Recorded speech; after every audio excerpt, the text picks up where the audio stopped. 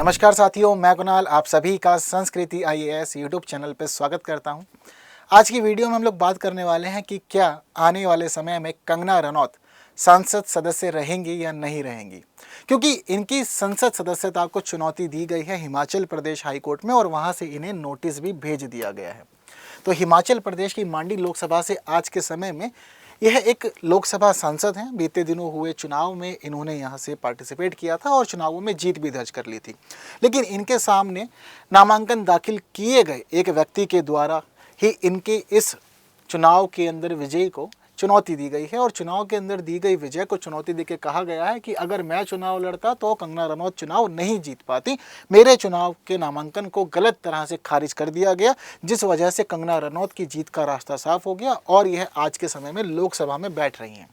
अब इन्हीं के वजह से क्या हुआ है कि हिमाचल प्रदेश हाई कोर्ट ने इन्हें 21 अगस्त तक का समय दिया है कि कंगना रनौत अपना जवाब दें, क्योंकि जो व्यक्ति था जिसका नाम है लायक राम नेगी, इन्होंने सारे के सारा मामला दर्ज करवाया है।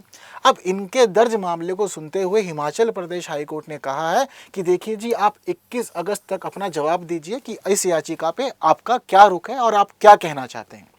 वहीं जो याचिका लगाई गई है लायक राम नेगी के द्वारा, इन्होंने कहा है कि कंगना रनौत की संसद सदस्यता को रद्द कर दिया जाए और इस सीट पे फिर एक बार चुनाव करवाए जाएं, तब जाके पता लगेगा कि वास्तव में कौन विजेता है और कौन नहीं है। तो इससे जुड़ा हुआ सारा का सारा मामला है ये। लायक राम नेगी जिनके द्वारा याचिका लगाई गई है वह एक वन विभाग के पूर्व कर्मचारी हैं। पूर्व कर्मचारी क्यों? क्योंकि इन्होंने वीआरएस ले लिया है। ये चुनाव लड़ना चाहते थे, इन्होंने वीआरएस लेके चुनाव लड़ने के लिए नामांकन दर्ज किया मांडी लोकसभा सीट से ही, लेकिन इनका नामांकन स्वीकार नहीं किया गया, इनके नामांकन को खारिज कर दिया गया। जो यहाँ पर चुनाव अधिकारी थे उनके ऊपर एलिगेशन लगाया गया है कि उन्होंने गलत तरीके से इनका नामांकन खारिज किया है।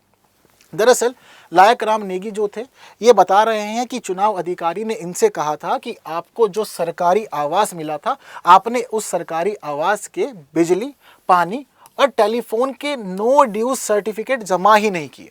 यानी कि जिस सरकारी आवास का आपने उपयोग किया था उसके जो बिल थे वो आज के समय में पेंडिंग है या नहीं, उसको लेकर के एक सर्टिफिकेट दिया जाता है। आपको दिखाना पड़ेगा कि कोई भी ड्यू नहीं है, आपने सभी चीज़ें क्लियर कर दी हैं। इन्होंने कोई भी सर्टिफिकेट नहीं लगाया था। अब जो चुनाव अधिकारी था उन्होंने कहा था कि सर्टिफिकेट चाहिए, तो जो नेगी साहब हैं इन्होंने एक दिन का समय मांगा। इन्होंने कहा कि मैं इन सभी दस्तावेजों को अगले दिन जमा कर दूंगा, सारे सर्टिफिकेट लगा दूंगा। जब अगले दिन ये सर्टिफिकेट लेकर के ऑफिसर के पास में गए तो उस समय ऑफिसर ने कागज लिए नहीं, कागज लेने की जगह इनका जो नॉमिनेशन था उस नॉमिनेशन को भी कैंसिल कर दिया। कहा कि आप अब चुनाव नहीं लड़ सकते हैं, सभी चीज़ें पूरी हो गई। अब इस वजह से क्या हुआ कि जब सब चीज़ स्वीकार ही नहीं की गई, नॉमिनेशन भी कैंसिल कर दिया गया, तो यह फिर इलेक्शन लड़ ही नहीं पाए, क्योंकि नाम पहले क्लियर होता है। आप पहले पर्चा दाखिल करते हैं, जनरली इसको चुनावी भाषा में पर्चा कहा जाता है ना। तो ये जो नॉमिनेशन फॉर्म होता है इसको पर्चा कह देते हैं। पहले पर्चा आपको दाखिल करना पड़ता है, उसके बाद जो चुनाव अधिकारी होते हैं वह पूरे पर्चे की जाँच करते हैं, हर एक चीज़ पढ़ते हैं, समझते हैं, देखते हैं। अगर सब चीज़ें सही पाई जाती हैं तो सब चीज़ों के सही पाए जाने के बाद में फिर सभी चीज़ों को कंप्लीट करने के बाद आपका फॉर्म अप्रूव किया जाता है, तब जाकर के आप इलेक्शन के कैंडिडेट बन जाते हैं। अगर कहीं भी गड़बड़ होती है तो नॉमिनेशन कैंसिल कर दिया जाता है, उसके बाद आप चुनाव नहीं लड़ सकते। लेकिन लायक राम नेगी साहब का कहना यह है कि अगर ये चुनाव लड़ते तो चुनाव में जीत इन्हीं की ही होती और कंगना रनौत नहीं जीत पाती। इसी वजह से कह रहे हैं कि इस सीट पर दोबारा चुनाव कराओ, दोबारा चुनाव होने चाहिए, फिर लड़ेंगे, तब देखेंगे कि चुनाव कंगना रनौत जीतती है या फिर लायक राम नेगी, दोनों में से कौन होगा विजयी।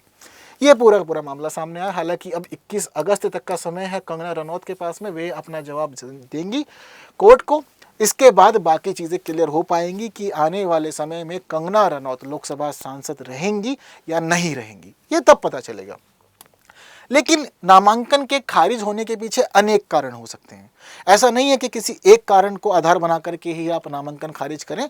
पूरे देश भर में जब जब चुनाव होता है तो बहुत सारे लोगों के नामांकन खारिज होते हैं, चुनाव अधिकारी करते हैं। हर जगह अलग अलग कारण होते हैं। अगर आपके डॉक्यूमेंट्स पूरे नहीं होते, अगर आपने सभी इन्फॉर्मेशन प्रॉपरली सबमिट नहीं की होती, तो इन्हीं सभी चीज़ों को आधार बना करके आपका नॉमिनेशन को कैंसिल कर दिया जाता है।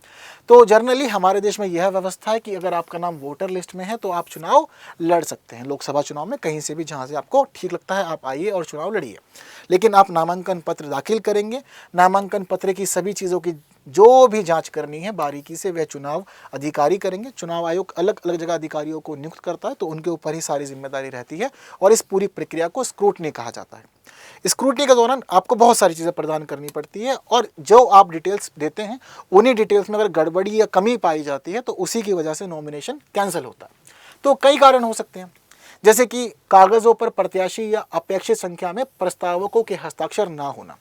दरअसल जब कभी भी कोई भी व्यक्ति चुनाव लड़ता है तो उसको प्रपोजर्स के नाम देने पड़ते हैं। प्रपोजर्स के लिए रूल अलग अलग है। अगर आप नेशनल पार्टी हैं तो आपके रूल अलग होंगे। अगर आप कोई निर्दलीय चुनाव लड़ रहे हैं तो उस स्थिति में आपके लिए प्रपोजर्स की कंडीशन जो रहेगी वह अलग रहेगी। तो अगर प्रत्याशी या अपेक्षित संख्या में प्रस्तावक नहीं पाए जाते तो उस संबंध में मामला जो गड़बड़ हो सकता है, यानी कि आपने प्रस्तावकों की संख्या ठीक से पूरी नहीं की तो कैंसिल कर देंगे। अगर प्रत्याशी ने डॉक्यूमेंट ठीक से जमा नहीं किए हैं तो भी उस मामले में नॉमिनेशन कैंसिल किया जा सकता है। आपको एक ज़मानत राशि देनी होती है, अगर आप उस ज़मानत राशि को ठीक से नहीं जमा करते हैं तो हो सकता है कि यहाँ भी मामला गड़बड़ हो जाए।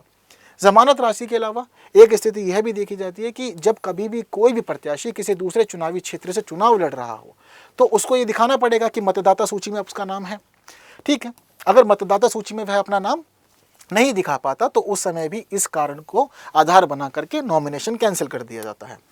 इसके अलावा आपसे बहुत सारी पर्सनल डिटेल्स ली जाती है, जैसे कि आपके पास में निजी संपत्ति कितनी है, आपके परिवार के जितने बाकी लोग हैं उनके पास संपत्ति कितनी है, कितनी ज्वेलरीज हैं, कितना कैश है, कितनी प्रॉपर्टी, आपको सब कुछ बताना पड़ेगा।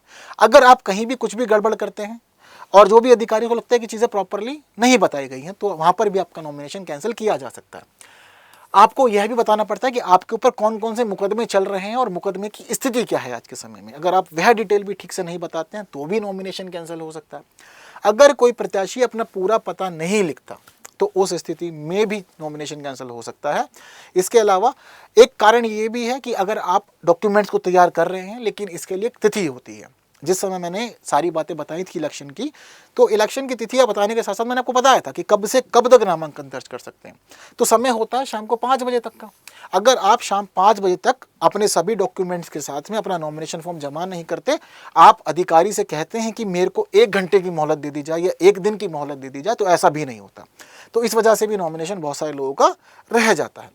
वहीं इसके अलावा चुनाव आयोग द्वारा निर्धारित आरओ या एआरओ के सामने आप तय स्थान पर अपना नॉमिनेशन दाखिल नहीं कर पाते तो आपको बाहर कर दिया था चुनावी प्रक्रिया से, आप चुनाव नहीं लड़ पाते।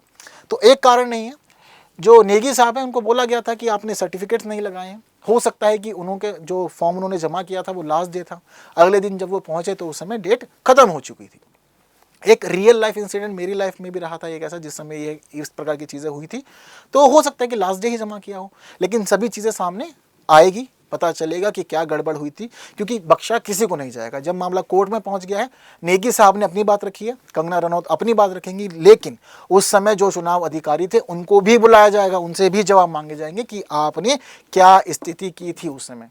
तो डॉक्यूमेंट्स वगैरह जो आप जमा करते हैं वो वहाँ पर रहते भी हैं, तो देखा जाएगा, डॉक्यूमेंट की जांच होगी, कहाँ पे गड़बड़ी हुई थी, क्या चीज़ दिक्कत की थी, क्या वास्तव में जानबूझकर इनको गलत तरीके से बाहर किया गया था या फिर सभी चीज़ें प्रॉपर नियमित थी, कहीं पे कोई गड़बड़ी नहीं हुई थी। यह सभी चीज़ें अब फैसला करने का कार्य सीधा सीधा हिमाचल प्रदेश हाई कोर्ट का है। तो अंतिम निर्णय वहीं से आएगा कि आने वाले समय में कंगना रनौत हमारी लोकसभा में बैठ पाएंगी या फिर सिर्फ फिल्म इंडस्ट्री ही संभालेंगी, जल्द पता लगेगा। आप लोग को क्या लगता है, क्या होने वाला है इस मामले में आगे? और एक प्रश्न इस आज की क्लास से आप लोगों के लिए एक सरल सा प्रश्न है, निम्नलिखित में से कौन सा एक कारण लोकसभा चुनाव में किसी प्रत्याशी का नामांकन पत्र खारिज होने का आधार नहीं हो सकता है? अपेक्षित जमानत राशि ना जमा की गई हो, नामांकन पत्र पर प्रत्याशी का पूरा पता ना लिखा हो, तय तारीख तक नामांकन दाखिल ना किया गया हो, वह जिस राज्य से लोकसभा चुनाव लड़ रहा है उसका निवासी ना हो। क्या नहीं है इसके अंदर? बहुत सरल सा है, आप लोग उत्तर दे सकते हैं। तो जल्दी से इस प्रश्न का उत्तर कॉमेंट कर दीजिए। वीडियो अच्छी लगी तो बाकी साथियों तक शेयर कीजिए।